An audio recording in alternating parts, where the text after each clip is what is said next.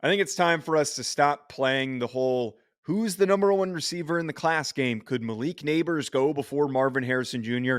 We need to stop this. At the beginning of this process, at the beginning of this season, there was one man who clearly was the number one receiver prospect this year and one of the greatest receiving prospects that we've had come out in the past 10 years. And that, of course, is Marvin Harrison Jr.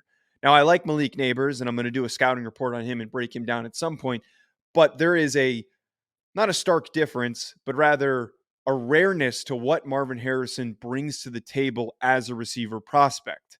While Malik Neighbors is explosive and dangerous, you don't build guys that are 6'4" with the frame that he has, with the ability to lose no speed on his cuts, to run routes as effectively and impactfully as he can, and then his ability as well to make strong, consistent catches. Marvin Harrison, kind of like what I talked about with Brock Bowers, has this well roundedness to him that makes him a rare prospect. And if you draft a prospect of his nature and you take him in the top 5 picks, there is immediate impact potential.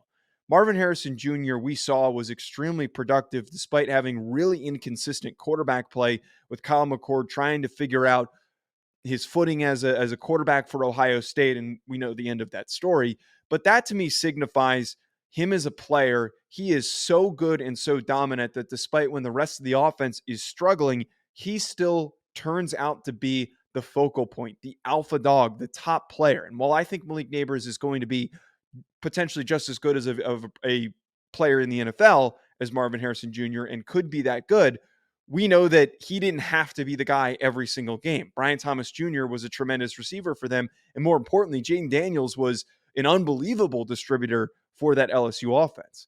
But Marvin Harrison Jr. still found ways to succeed despite not having somebody who could consistently deliver him the ball in a easily catchable position. And then more importantly, make the decisions to get the ball out quick enough, or also just read that he was the guy that he needed to get the ball to on every given opportunity. And when he did that, Marvin Harrison Jr. flourished.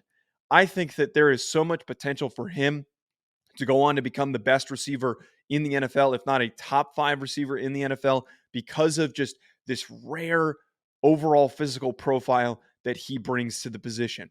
I'd pay close attention to him being that 5th overall pick for the Los Angeles Chargers, which would be a complete home run because you throw him into a spot where you got an established quarterback who knows what he's looking for in receivers, and they're going to connect immediately. And we could see Marvin Harrison Jr.